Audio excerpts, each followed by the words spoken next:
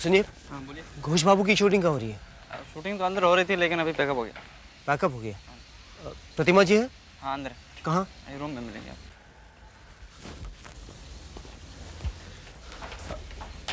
प्रतिमा, प्रतिमा,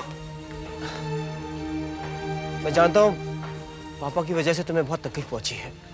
जय, मैं तुमसे बात नहीं करना चाहती। मेरा पीछा मत करो प्लीज। ऐसा नहीं हो सकता है प्रतिमा। प्रतिमा मेरी बात तो सुनो।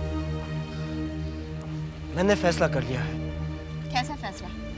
ये जरूरी तो नहीं है कि तुम्हारा हर फैसला मैं मानूं। मेरी अपनी जिंदगी है, मैं अपने फैसले खुद करूंगी। प्रतिमा, बस करो जय। तुम्हारे पापा मेरे और मेरी माँ के बारे में कुछ भी बोलते रहे और तुम चुप रहे। प्रतिमा, मैं तुम्हारे लिए अपने घर को और अपने घर वालों को छोड़ने के लिए तैयार हूं। हाँ प्रतिमा, तुम्हारे लिए मैं अपने पापा की मर्जी के खिलाफ जाने के लिए तैयार हूं। मैं तुमसे शादी करना चाहता हूं प्रतिमा। लेकिन मैं तुमसे शादी करना नहीं चाहती। प्रतिमा, प्रतिमा, मेरी बात सुनो। प्रतिमा, प्रतिमा, प्रतिमा।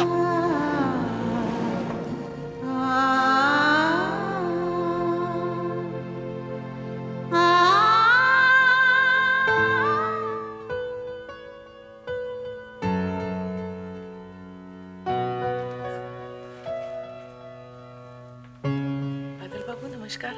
हाँ शुभा जी, नमस्कार नमस्कार। कैसे हैं आप? अच्छी हूँ। और आप बताइए क्या नया चल रहा है? नॉवेल वॉवेल लिख रहे हैं? जी हाँ, मैं लिखूंगा नहीं तो जीऊंगा कैसे? लिखना ही मेरा काम है, लिखना मेरी जिंदगी है। वो एक लड़की को आपने भेजा था इंटरव्यू के लिए, क्या नाम था उसका? आकांक्षा। हाँ जी हाँ, आकांक्षा। आकांक्षा, वो इंटरव्यू दे दिया उसे मैंने। आपका बहुत बहुत शुक्रिया उसके लिए। लेकिन आपने छापा नहीं। अगले गुरुवार को आएगा ना? अच्छा, थैंक यू। आप कभी प्रेस में आइए। हाँ जी हाँ, जरूर आऊंगा। अच्छा चलती हूँ, ऑफिस में देर हो रही है। अगर आप चाहें तो मैं आपको छोड़ सकता हूँ, मैं भी उसी तरफ जा रहा हूँ। ओके, लेकिन आप ओ नहीं नहीं नहीं, ये तो ऐसे मैं कभी कभी यहाँ ब्राउजिंग के लिए आ जाता हूँ। आइए।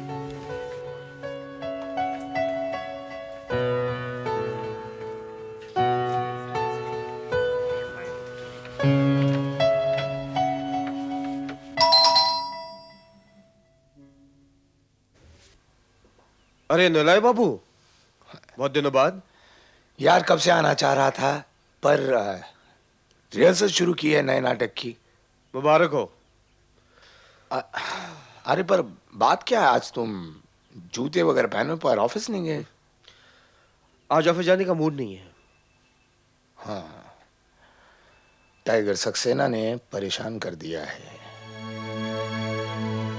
पता है। कमाल है ना, दूसरों का घर बनाने वाला अपना खुद का घर नहीं बना पा रहा है। मजाक छोड़ यार निलय। चलो छोड़ दिया, लेकिन कब तक ऐसे मायूस मुंह लटकाए बैठे रहोगे?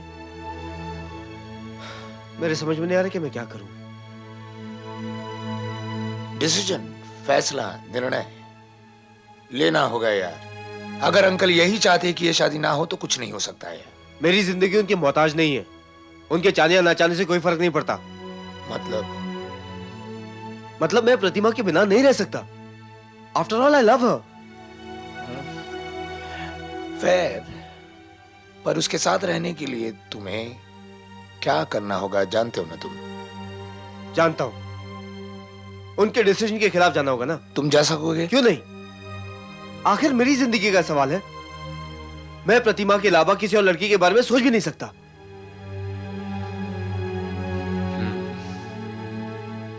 I understand. फिर इसका मतलब है कि तुम्हारे घर के भीतर तूफान आ जाएगा।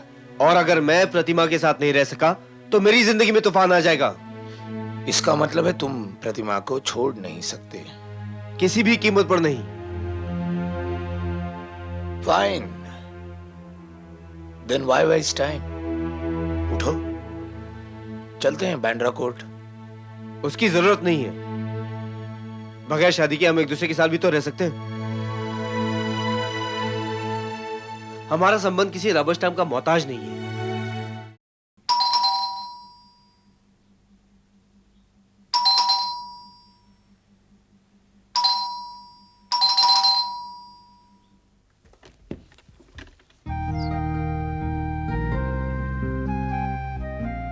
अरे प्रतिमा, तुम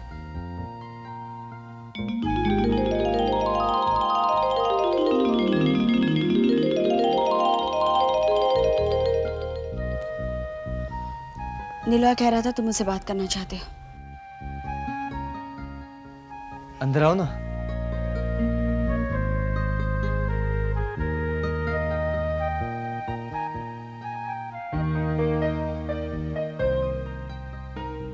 तुम्हारे दिल को बहुत ठेस पहुंची ना प्रतिमा? पुरानी बातें दोहराने से क्या फायदा?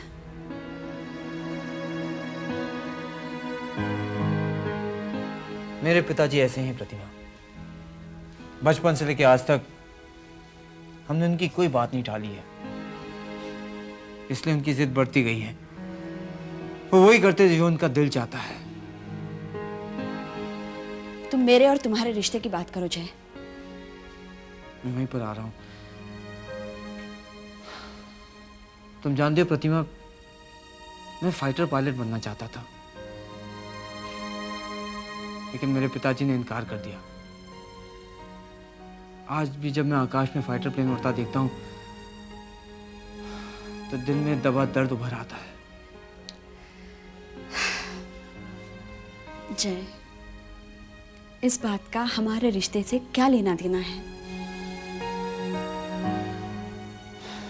कुछ नहीं।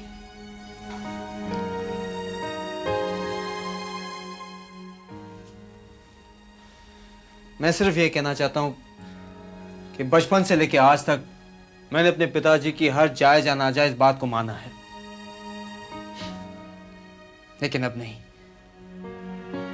मैंने हर बात पर समझौता किया है, लेकिन इस बार मैं इस सवाल पर हरगिज समझौता नहीं करूंगा। मुझे तुम्हारी जरूरत है।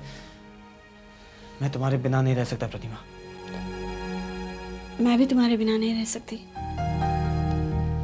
उस दिन के बाद मेरे लिए एक पल भी जीना मुश्किल हो गया है।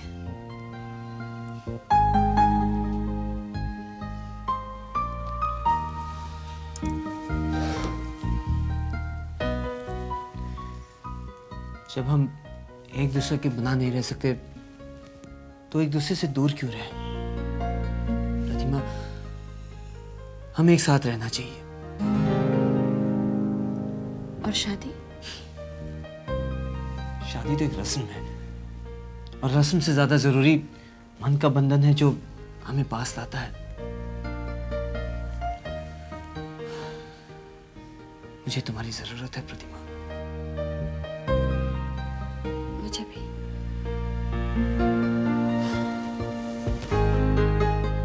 मैंने लेआउट बताया था ना पेज नंबर 3 का, फिर भी आपने पेज नंबर 4 पे डाल दिया। सुलभत, ठीक है। ओ अच्छा वो आप मिल गई। आप ही की तलाश थी मुझे। ये क्या लिखा है आपने मेरे बारे में? मैंने वही लिखा जो आपने कहा। जी नहीं, आपने वो नहीं लिखा, सिर्फ मेरे घमंड और मेरे ईगो के बारे में लिखा है आपने। ये देखिए। वो तो भूमिका बनाने के लिए। ओ ऐसी भूमिका बनाने के लिए? भूमिका बनाने के लिए मार्केट प्लेस में किसी के भी कपड़े उतार देंगे आप? अरे बादल बाबू, नाराज क्यों हो रहे हैं आप? नाराज क्यों हो रहा हूँ? ये देखिए, इनका क्या नाम है? इनका आकांक्षा। आकांक्षा। इंटरव्यू लेने इन्हें भेजा था ना? हाँ। ये देखिए, encounter with an egotist. Look at this headline. ये देखिए। ये तो स्टाइल है बादल बाबू। स्टाइल है। शुक्र कीजिए कि मैं आपका और आपके अखबार का इतना आदर करता हूं, वरना मानहानि का दावा कर दिया होता मैंने। इसकी तरफ से मैं माफी मांगती हूँ।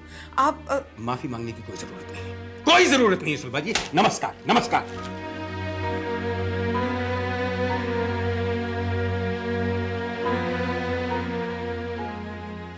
ये आदमी है या It's okay. It's okay. जा आप तो काम करो. It's all right.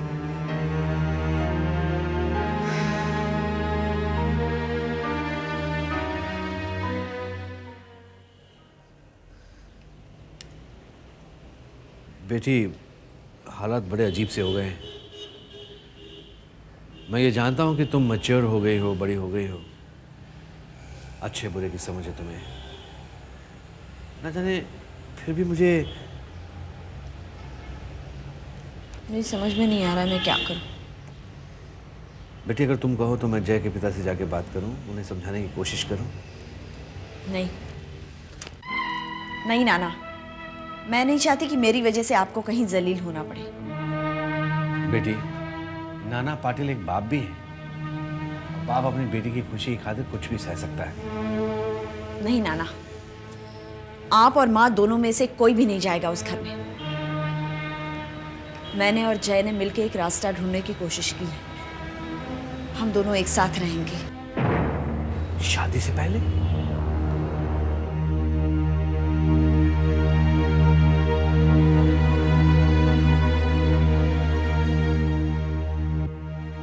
नाना, मैं भी यही चाहती थी कि सब कुछ राजी खुशी हो। आपके, जय के माता पिता के आशीर्वाद हमारे साथ हो। लेकिन अगर ये उनकी मर्जी के खिलाफ है तो बेटी, मुझे लग रहा है कि ये फैसला तुम बहुत जल्दबाजी से कर रही हो। अभी तो तुम्हारे कैरियर की शुरुआत। नाना, मुझे कैरियर में कोई इंटरेस्ट नहीं है। क्या? घर और रिश्तों का रूहानी एहसास मेरे लिए ज्यादा जरूरी है। एक बिखरी हुई जिंदगी का दर्द, बिखरे हुए परिवार का दर्द मैंने बहुत करीब से जाना है नाना।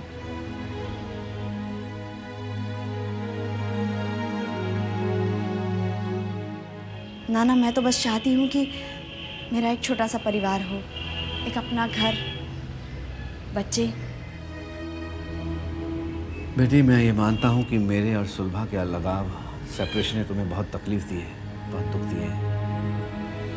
लेकिन कई बार जिंदगी में जल्दबाजी से गलत फैसले हो जाते हैं और जब एहसास होता है तब बहुत देर हो चुकी होती है। आगाह करना मेरा फर्ज था, सो किया। एक तक तो तुम्हारा ब्राइट कैरियर है और नाना, आप जानते हैं मेरे सपने बहुत छोटे हैं और मैं उन्हीं छोटे सपनों के साथ रहना चाहती हूँ। ओके, ठीक है बेटी, मैं तुम्हारे हर फैसले के साथ हूं।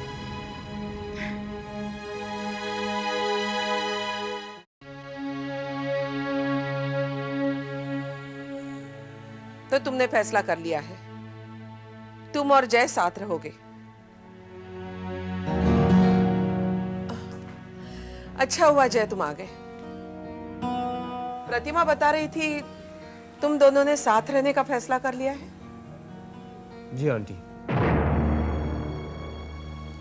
हम दोनों को साथ रहते हुए देखकर शायद पापा झुक जाएं और उनको ये एहसास हो जाए कि मैं प्रतिमा के बिना नहीं रह सकता। लेकिन अपने पापा को मनाने का सिर्फ यही एक तरीका तो नहीं है जय। मैं मानता हूं कि हम सब आजाद ख्याल के लोग हैं और ये भी जानता हूं कि तुम और प्रतिमा एक दूसरे को बहुत प्यार करते हैं, लेकिन फिर भी बिना शादी किए एक साथ रहना समाज की नजरों में आज भी उतना ही बुरा है। अंकल, समाज की परवाह करना क्या जरूरी है?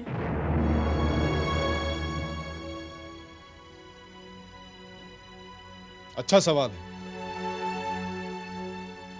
प्रतिमा। हम सब प्रोग्रेसिव होने के चक्कर में ये तो बहुत आसानी से कह देते हैं कि हमें समाज की परवाह नहीं है, दिस एंड दैट, मगर एक्चुअली ये नामुमकिन है। हमें उस समाज की परवाह तो करनी ही पड़ेगी जिसमें हमें रहना है, उठना है, बैठना है। प्रतिमा, तुम्हें कैसे लगा था जब जय के पिता ने तुम्हारी मां को रखेल कहा था?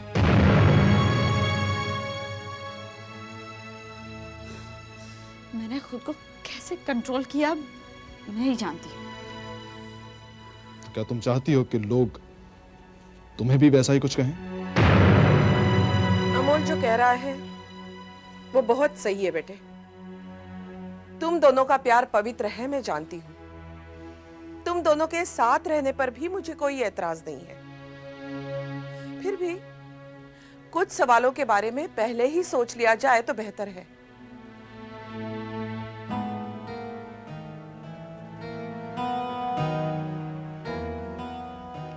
माँ, मैं तब तक शादी नहीं करूंगी जब तक जय के पिता मुझे एक्सेप्ट कर लें। ये तो हम भी नहीं चाहते, क्योंकि शादी कोई समझौता या जबरदस्ती का सौदा तो नहीं है। फिर क्या करें अंकल? मेरे ख्याल से तुम दोनों को अपने इस रिश्ते को, इस प्यार को मैच्योर होने के लिए थोड़ा और वक्त देना चाहिए। अभी कोई भी फैसला करना जल्दबाजी हो सकता है प्रतिमा। और फिर यह भी तो हो सकता है कि तुम दोनों के बीच में जो कुछ भी है एक इन्फैचुएशन हो, क्योंकि आजकल लोग शारीरिक आकर्षण को प्यार का नाम भी दे देते हैं। ऐसा बिल्कुल नहीं है अंकल। तो फिर तुम दोनों को साथ रहने की इतनी बेताबी क्यों है? इसकी कई वजह है आंटी। पहले ये कि मेरे घर वाले मेरी शादी जबरदस्ती किसी और से करवाना चाहते हैं और इसके लिए वो मुझे तरह तरह से मजबूर करने की कोशिश करेंगे। तो प्रतिमा को तुम शादी से बचने का बहाना बनाना चाहते हो? बिल्कुल नहीं। मैं अपने घर वालों को ये साबित करना चाहता हूँ कि वो मुझे प्रतिमा से बिल्कुल दूर नहीं कर सकते। तो तुम दोनों कोर्ट मैरिज कर लो। मुझे कोई प्रॉब्लम नहीं है। लेकिन मुझे प्रॉब्लम है। मैं पहले भी बता चुकी हूँ, जब तक जय के पापा मुझे एक्सेप्ट नहीं कर लेते मैं शादी नहीं करूंगी। मैं उनका दिल जीतने की कोशिश करूंगी। अगर वो फिर भी ना माने तो? Bad luck. अंकल मैं समझ सकती हूँ आपको ये सब ठीक नहीं लग रहा है, लेकिन आपको मुझ पर यकीन है ना? तुम पे यकीन है।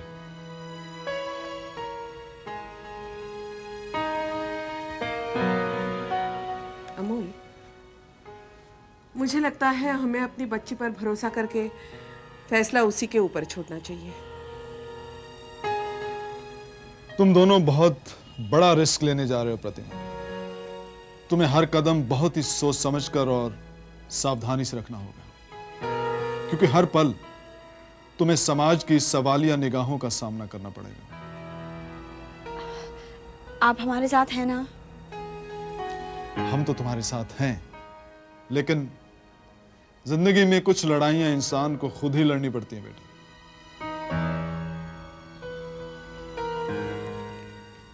जहां तक हो सकेगा हम तुम्हारा साथ देंगे।